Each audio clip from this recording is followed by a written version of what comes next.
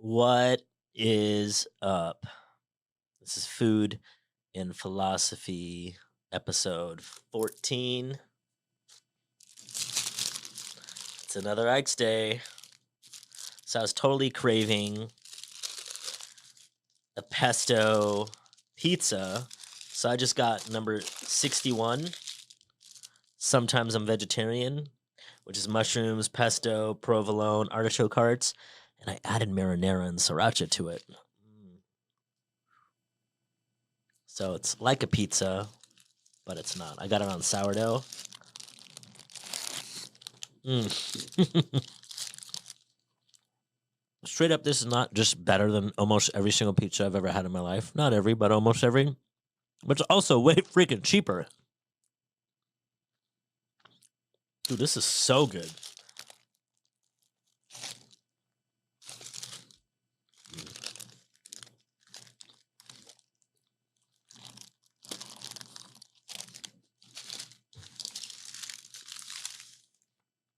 I can make you sandwiches anytime you want, Wesley. You know where to find me. The woman said, Then a woman said, Speak to us of joy and sorrow. And he answered, Your joy is your sorrow unmasked. And the self same well from which your laughter arises was oftentimes filled with your tears. And how else can it be? The deeper that sorrow carves into your being, the more joy you can contain. Is not the cup that holds your wine the very cup that was burned in the potter's oven? It is not the lute that soothes your spirit, the very wood that was hollowed out with knives? When you are joyous, look deep into your heart, and you shall find it is only that which has given you sorrow that is giving you joy. When you are sorrowful, look again in your heart, and you shall see that in truth you are weeping for that which has been your delight. Some of you say joy is greater than sorrow, and others say, Nay, sorrow is the greater. But I say unto you, they are inseparable. Together they come, and when one sits alone with you at your board, remember that the other is asleep in your bed. Verily, you are suspended like scales between your sorrow and your joy.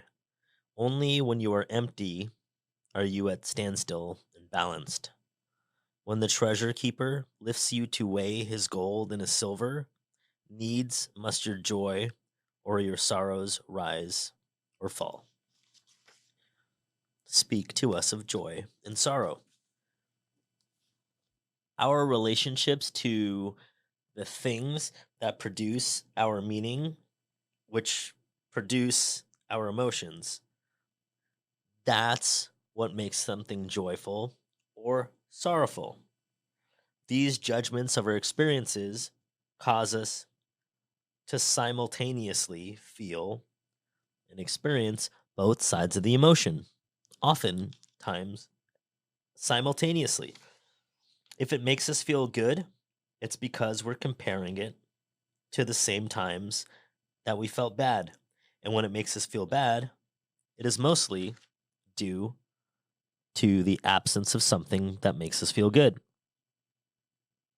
The deeper that I can feel anything, it allows a deepening of everything. Look at where you love the most right now. Look at the things that are the most important to you. It's not really relevant what they are, but what are those things? It could be anything. It could be relationships, it could be your job, it could be your physical body, wherever it is that you love the most. These are the areas where you're also hurting the most. And you can look at the other place. If you're not experiencing a joyful time right now, what are the things where you hurt the most right now? What are the things that upset you the most right now? These are in comparison to the things that you love the most. To say this another way, sorrow stems from the absence of what has brought me joy, which is born from what has brought me sorrow. To control your joy, to control yourself, You must stay with the emotion and notice how there is no one and nothing to blame for anything. In fact, this thing that you're feeling sorrowful of balances out right now in real time, like the second, if you look to look. When you can see all sides of your life and your perception that it isn't towards a good thing or a bad thing, you become balanced and your experiences change. The deeper the sorrow carves into your being, the more joy you can contain. The lower you fall on the spectrum of pain means the higher you can come. It's like a roller coaster. And oftentimes it's in the same exact moment. If you don't allow yourself to feel deeply, there's a lot of robotic people, laconic people. They're just, hey, I'm wooden and I don't feel things. But then they also don't get to feel the spike of joy. So this is why when you're feeling sorrowful, oh, joy is just asleep on your bed. Or when you're feeling joyful, oh, hey, watch out because sorrow is asleep right now. Verily, you're suspended like scales between your sorrow and your joy. It's always going to balance out. Always going to balance out. Only when you're empty, which means you're free of a charge on the positive, joyful, free from the charge on the sorrowful and the bad part, quote, bad, then you are at a standstill and you're balanced. The sooner you can be like, oh, I feel bad and go, well, where's the good parts? Or, oh, I feel good. Oh, where's the bad parts? In real time, like right this second, because it's all present here right now anyway. The quicker you can get to balance, the faster that you do that, the more control you have over your emotions. The faster you can do that, the more wise you are because, hey, how often were you super pumped about something like super joyful, whether it was a new job, a new lover, a new opportunity, and then shoo, you ended up putting the job or the lover or the opportunity in the pit. Probably it's happened as many times as you've had that, right? Because it's all present always. We're just blind when we're up here and we're blind when we're down here. The only true seeing is right here in the middle of the balanced. Oh, this was great. Cool. Well, you know what? Blah, blah, blah. Fill in the reasons that you can find in real life right now while it's not. And so forth. And so forth. So speak to us of joy and sorrow. Then a mason came forth and said, speak to us of houses. And he answered and said, build your imagings, a bower in the wilderness, ere you build a house within the city walls. For even as you have homecomings in your twilight, so has the wanderer in you, ever distant and alone. Your house is your larger body. It grows in the sun and sleeps in the stillness of the night, and it is not dreamless. Does not your house dream? In dreaming, leave the city for grove or hilltop? Would that I could gather your houses into my hand and like a sower scatter them in forest and meadow? Would the valleys were your streets and green paths, your alleys, that you might seek one another through vineyards and come with the fragrance of the earth in your garments? But these things are not yet to be. In their fear, your forefathers gathered you too near together. And that fear shall endure a little longer. A little longer shall your city walls separate your hearts from your fields. I mean, now it looks like nationalism, or it looks like this race is better than that race, or this religion's better than that religion, or this culture's better than that culture. It's the same exact fear to gather us near together. Like attracts like feels safe with like. This is why when you see someone that's not like you, whether it's because it's a different religion or a different race or a different anything, like different job, even first day of school, right? Where you're like, oh my God, it's so scary. But it's because they were different from you, even if they were literally the same exact race and religion as you. It's just what it is to be human. We are feel safer around what we recognize, and we feel unsafe around what we don't recognize. And think about how there are people out there that before you knew them, you feared them, or before you knew them, you put them on a pedestal, or before you knew them, you thought very, very, very, very, very like highly of them, and after you knew them, they either became, oh, they're just cool, or some people you know them and then you put them all the way down here, right? It's because familiarity breeds safety. Familiarity breeds confidence too. So tell me, people of Orphalese, what have you in these houses? And what is it you guard with fastened doors? Have you peace, the quiet urge that reveals your power? Have you remembrances, the glimmering arches that span the summits of the mind? Have you beauty that leads the heart from things fashioned of wood and stone to the holy mountain? Tell me, have you these in your houses? Or have you only comfort and the lust for comfort? The stealthy thing that enters the house a guest, and then becomes a host, and then it becomes a master. Aye, and it becomes a tamer, and with hook and scourge makes puppets of your larger desires. Though its hands are silken, its heart is of iron. It lulls you to sleep only to stand by your bed and jeer at the dignity of the flesh. It makes mock of your sound senses and lays them in Thistletown like fragile vessels. Verily, the lust for comfort murders the passion of the soul, and then walks grinning in the funeral. But you, children of space, you restless in rest, you shall not be trapped nor tamed. Your house shall not be an anchor, but a mast. It shall not be glistening film that covers a wound, but an eyelid that guards the eye.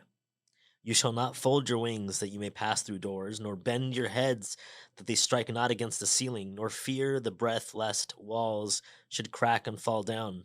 You shall not dwell in tombs made by the dead for the living. And though of magnificence and splendor your house shall not hold your secret, nor shelter your longing. For that which is boundless in you abides in the mansion of the sky, whose door is the morning mist, and whose windows are the songs and the silences of the night. Speak to us of houses. Look at your home. Look at wherever it is that you live right now. Look at its abundances. Look at its lacks. These are what you are. All the things that are abundant in your home. Is it organized? Is it full of food? Mine definitely has many beverages in the refrigerator, and food and things like that. Is it clean? Is it whatever it is? These are what you are. These are the things that you place importance on. These are what you love too. It's your freaking home. Look at your house, wherever it is. If you're like, oh, I don't have a house and I live in hotels all the time, or I travel all the time, or I stay in hotels, this is who you are, right? It's the same thing. Where do you live? Where do you sleep? These are what you love. These are where you hurt too. This is where you limit yourself. This is where you dream about a better future. Do not be so attached to having things be the way that it is. Your home is only temporary. Even though you may stay around for a long while in your home, it's still temporary. Whether it's literal temporary, like you're the kind of person that moves around every year or every couple years, or because you're staying in hotels a lot, like me, or because even if you live there for 50 years, one day you're not going to live there anymore. So make yourself at home to the extent that your home doesn't become your cage. Often, I talk to people and they say they want to travel, but then I'm like, let's travel. And they go, oh, I have to take care of my dog, or I have to take care of my kids, or I have to take care of my work. They become caged by this home, this life that they created, or they actually don't really want to travel. But what other things are you caging yourself by having a home?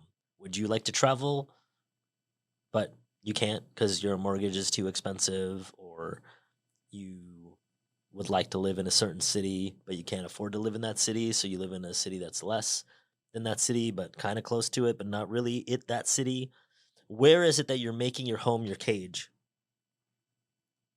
For people in Los Angeles, hey, shout out. This is probably going to be one of the most offensive things I say in this podcast, only because I know they get offended. When I lived in the West Side, people on the other side were like, oh, I can't go there. They were literally caged by traffic, by where they lived. They would not see their friends or go to restaurants based on the proximity to where they were in LA to it. This happens still to this day, and it's not just LA, it's other places. Oh, you live an hour away. I don't want to hang out. You are a cage to your home. Where are you trapped by your home? These are some of the ways. What are other ways? Where do your fears lie here in the areas that you're trapped? Your comfort creates your fear. Your fear makes you wish for comfort. Comfort and the lust for comfort. That equals zero, like the opposite of infinity. And it also equals zero, like the opposite of getting them your goals. Comfort and the lust for comfort equals you're never going to get your goals, regardless of how easy or how difficult they are. Discomfort has a direct proportion to you receiving your goals or not. How willing you are to be uncomfortable. What is it that your place of residence symbolizes for you? Some people it's safety. Some people it's at least I have a place to live. Some people it's, oh, look, I'm a provider. I bought a home for my family. A home represents a lot of things. So what does it represent for you? What's it symbolize for you? Which fears are you looking to have taken care of through where you live? When I wanted to move back to San Francisco, I grew up in San Francisco and I moved back. I was like, oh, I need to live here. It's where the cool people are. I felt a sense of pride that people can't live in San Francisco, but I can do it affording wise and also being able to find a place wise. So, what does it symbolize for you? As long as this is the basis for your home, whatever it symbolizes, these things will keep showing up in your life.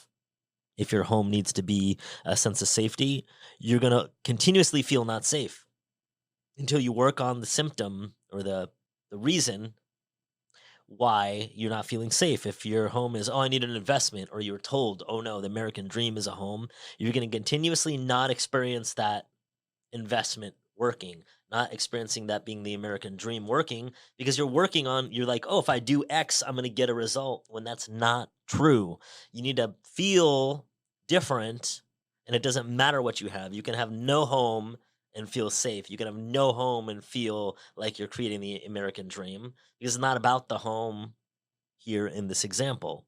It's not about the investment here in this example. It's that you don't feel it and you feel like you don't have it. And so you seek an external thing to validate that you have it.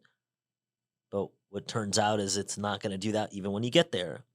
Because there's a direct correlation to your need for comfort in and confinement to your home and how close you are to your dreams. I'll say that again. There's a direct correlation to your need for comfort in and your confinement to your home and how close you are to your dreams. If you are super high prioritized on your comfort and being confined to one place, literally one place, but maybe even one city, there's a direct correlation to how close you are to your dreams, achieving them.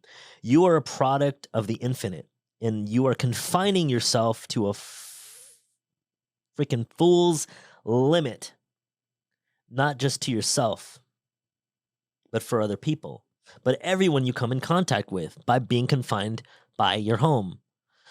Somebody got upset with me on X the other day because I said owning your own home, if it's for living in, is a terrible investment because it limits you in so many ways. It limits you financially. It limits you like geographically. You're less likely to do whatever it takes. If whatever it takes means you have to leave your home for a long time when you own it, or you have a family put up there and things like that. In fact, I was talking to somebody about an opportunity yesterday, and the only reason why they're not going to end up doing it is because they don't want to leave their home.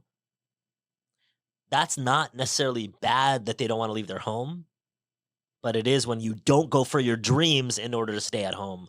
Like this person's like, my dream is this, but I'm more comfortable with my comfort than going for my dreams. And we already know this is true. Like 97% of people don't go for their dreams. So we already know that that stuff's true. But this person literally said it out loud, but didn't realize that that's what they were saying.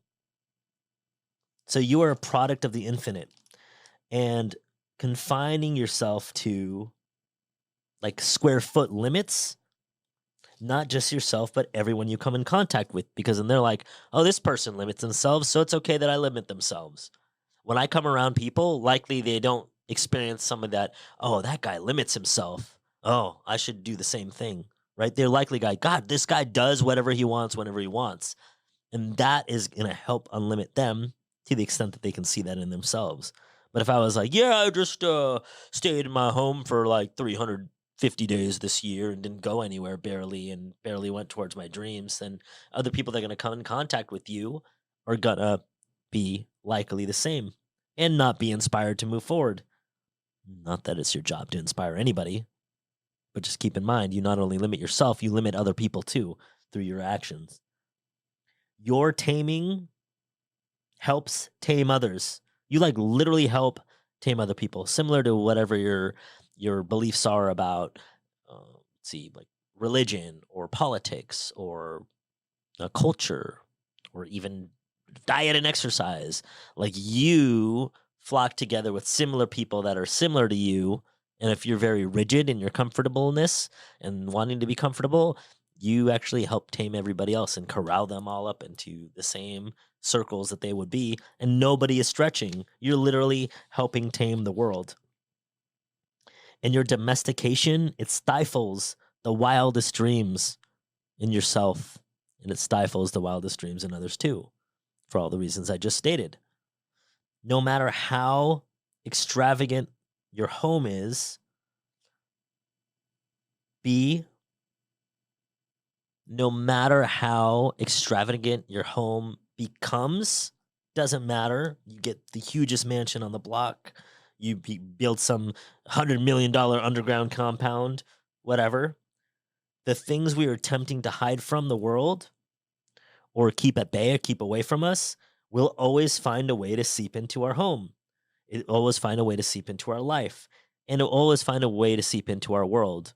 Doesn't matter how extravagant your home goes or how big you make it or wherever it is. If you live in confinement in a home, regardless of its size, regardless of its extravagance, how many pools you have or how many rooms you have or how many game rooms, like whatever, it's still going to find you because the reason that you made this a priority for yourself is out of a sense of lack and fear and comfort. And that always equals not what you want. Always. 100% of the time. A home and everything that it signifies is, in fact, the exact opposite of the infinite in you. Your dreams, your holiness, your mission, the stuff that bringing you your biggest contribution to the universe and to society. Your home is the exact opposite of that. It's your space. It's where you only allow whomever to come in versus the vastness of society, the vastness of your dream. Your false needs for money made through following other people's dreams and the false need for a reliable shelter comes from the weakest and the most insecure and most animalistic parts of your soul and humanity. It's all from a stem of fear and needing to be a part of the group, wanting to be separate from everybody but still belonging to the group. It's very difficult to be separate and still belong. In fact, most of us don't know how to be separate from the group, separate from society, separate in thought, and still belong. And so we fall into, this is my political party, because you're afraid to go different from your political party because you don't want to be separate and get kicked out of the group. Same with your home. It's the same thing. Oh, I need to be in a city where there's other people. There's safety in that. Or, hey, I need to have this home because I need my own shelter, my own thing. Even in video games, it's like, well, here's where you keep all your stuff. Like it moves around because you don't want somebody to come and steal your stuff in online games or wherever. It stretches so deep. We have bank accounts, safety deposit box. Like, there's so many things that we have that are ours and nobody else can touch, all from fear. All from wanting to still be a part of the group, but hey, I want to not belong too. Or you want to belong, but also be separate. So for those that follow the wings of their hearts and soul, You'll never be without money. You'll never be without shelter.